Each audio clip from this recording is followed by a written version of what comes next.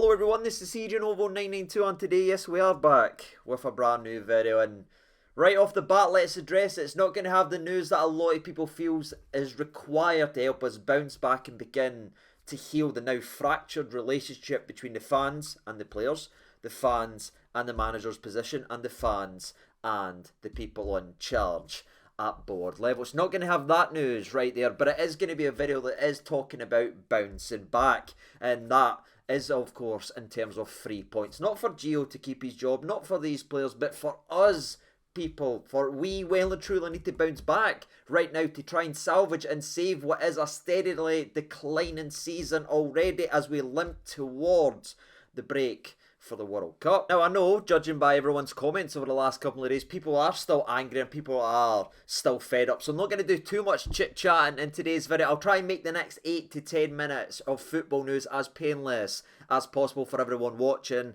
today's video, because there is still a big game up on the horizon. So let's go ahead and talk about it. And as always, we'll start off with the oppositional update regarding Hearts Football Club. And it's probably fitting that it's Hearts that we're actually up against, because Hearts actually supplied us with a bit of false belief. Because it wasn't so long ago that we faced this Hearts side after getting slam dunked on by Celtic and slam dunked on by Ajax. We needed a performance, we needed a result, and we met Hearts, and it's got to be said, we played fantastic in that game as we won 4-0, and again that gave us a lot of confidence, thinking right, we'll fix a lot of the mistakes, we're going to learn from what stopped us already this season and stuttered us in some games. But again, that proved to be a false dawn, ladies and gentlemen, as the recurring theme of the season: for every 2 good Rangers performances, there's 4 below average, and there's usually 1 that stings us. That's the way it's kind of gone. But again, that's more on the Rangers side. Let's pull it back and discuss this Hearts side, because it's got to be said, people, after getting beat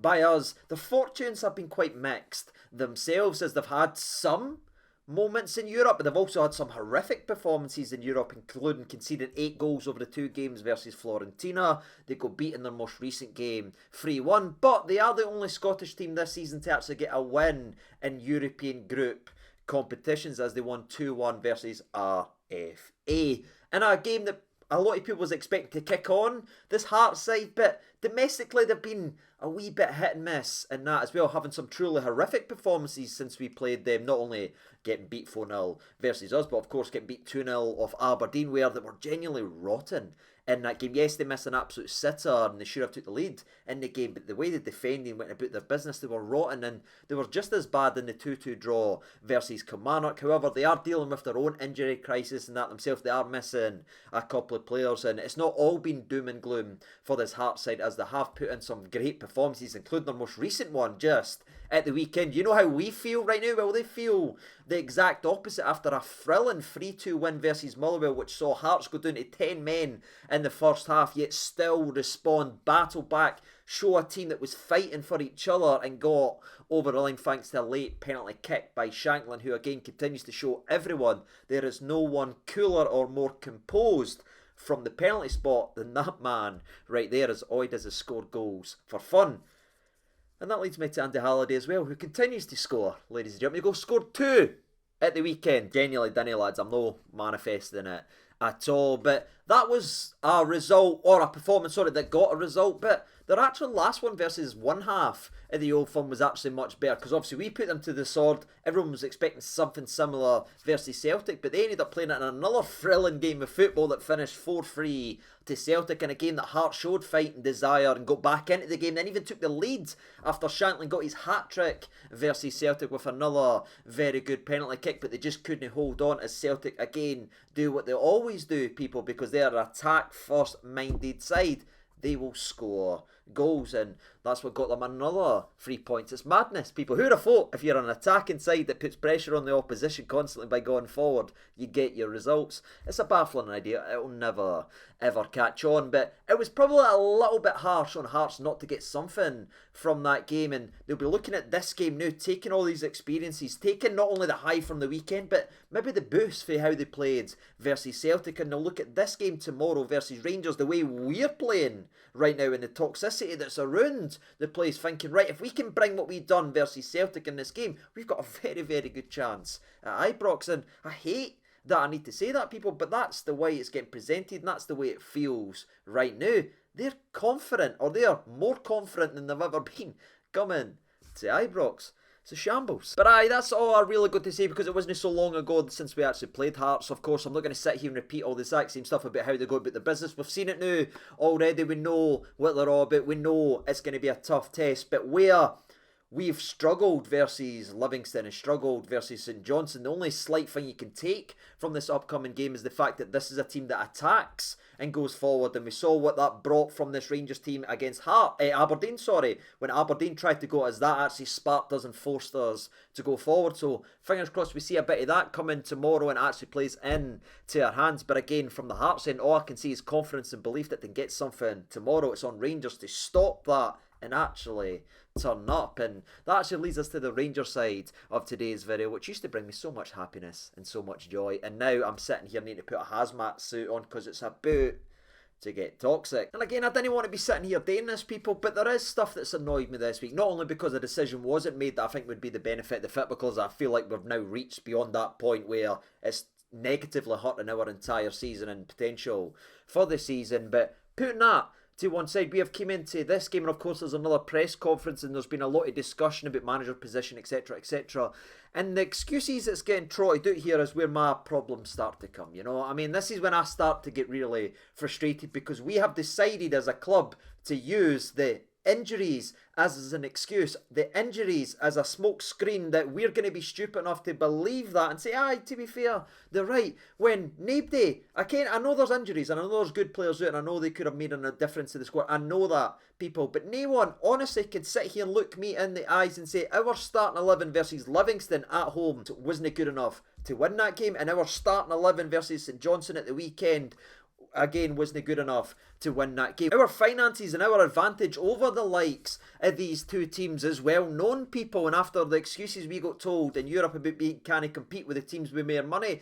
it's just frustrating to me, and that's where I see all the contradictions and all the lies, and that's why it feels like a smoke screen, because we'll say one thing here and then we'll say another thing here, and we'll cover ourselves here by contradicting something we've said already. That's where my frustration comes. But I know there's injuries, but when you look at the starting 11 that's gone about and gone in for these games, they're more than capable enough of getting the results. Anyone sitting out here and saying anything different and hiding behind excuses is just an utter complete denial that they're not doing their job, because there's players out there, it's on them to actually manage and motivate them and set them up in a way to actually get the job done. And again, I'm not making all excuses or trying to defend the players of that. I've made a lot of videos over the last couple of weeks voicing my opinion on the players and how they've not only let themselves down, but they've let the fans down with some of the performances and the way they've played and went about their business. But this, for me, is actually discussing the fact that we've come out and we're now hiding behind these injuries. We just need to get to the World Cup. When the players come back, they'll be like new signings.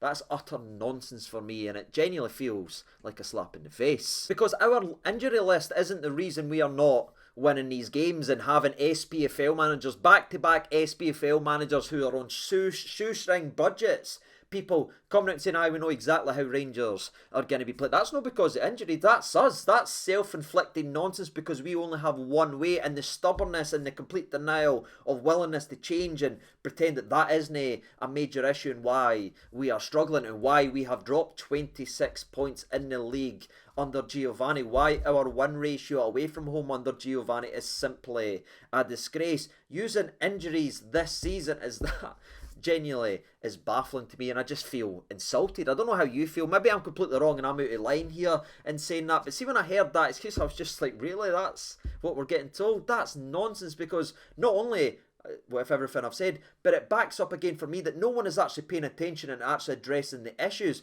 Fitness, tactical and stubbornness, and having no plan B. They're not getting discussed. All that's getting discussed is injuries. That's all people are focusing on, and we're never going to get better if we're going to start using that and not addressing the three major pillar issues with this team, which is again the lack of fitness in this team, the unwillingness to change anything in a game, and our tactics that is built on possession and keeping the ball and not putting these teams to the sword. Because the likes of Goldson and all that, they were here last year when we threw points away versus Ross County. We threw several points away versus Aberdeen when we bottled it, being 2-0 up at home versus Motherwell because we made defensive substitutions in that game and tried to sit off rather than keeping the fit down and putting them away. We gave them the opportunity to come back in the game because we started to slow down. So I'm not buying any of that nonsense, ladies and gentlemen. I'm voicing my opinion right here. The manager and the board, Ross Wilson, etc, needs to actually address the issues that's actually coming. No lie to the fans, and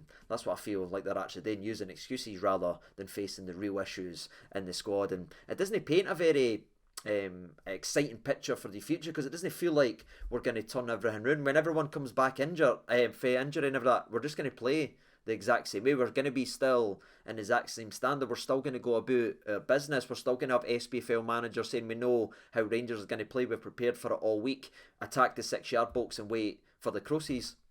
It's all there to be seen, and I just wanted to voice my opinion on that, ladies and gentlemen. Maybe I am completely out of line, and you can tell me in the comment section below, but I just felt insulted when they started saying that and using the excuse for injuries, and that's going to be the excuse for why there'll be no changes at this football club going forward, no matter the results.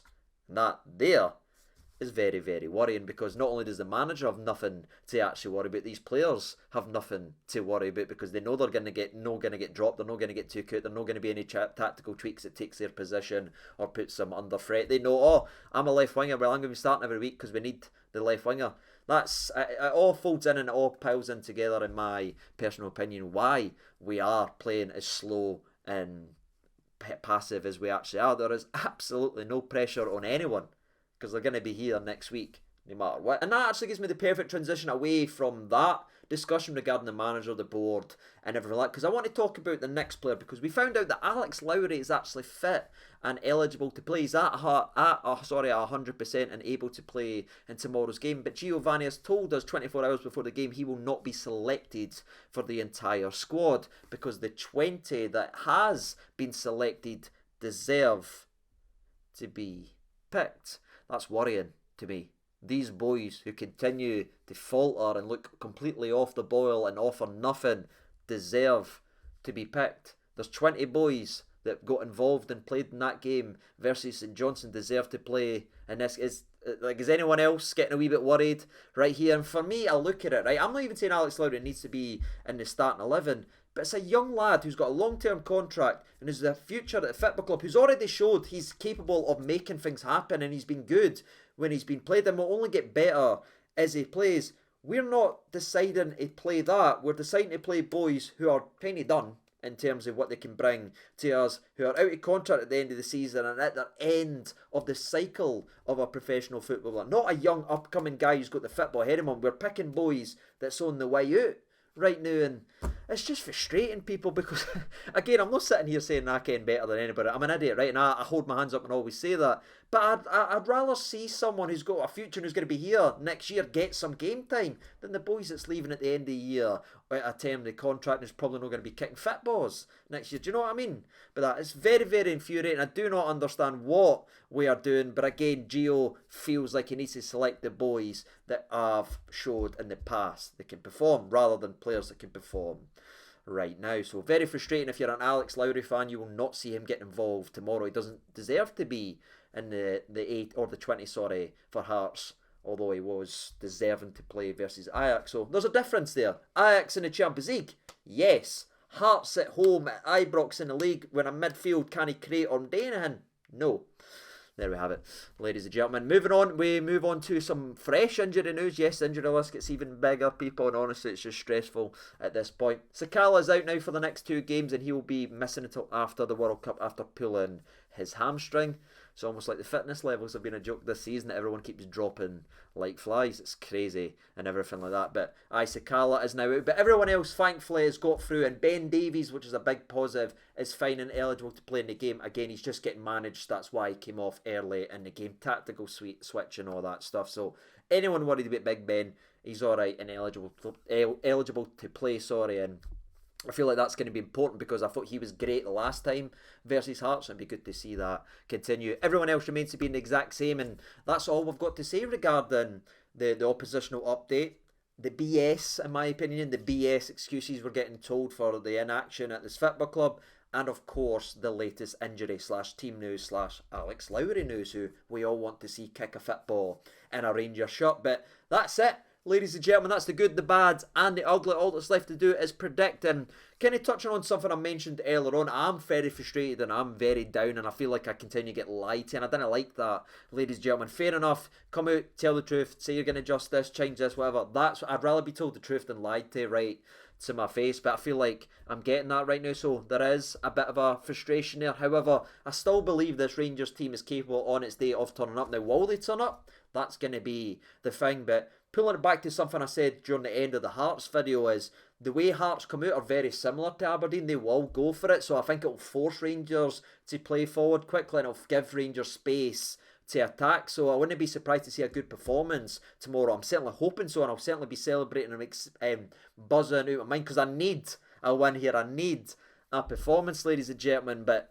aye, fingers crossed. I'm going to go with a bit of a silly scoreline, but I'm going to go for it. Rangers 3, Hearts 1. Tony goals getting amongst it, and aye, hopefully we see a performance for Rangers.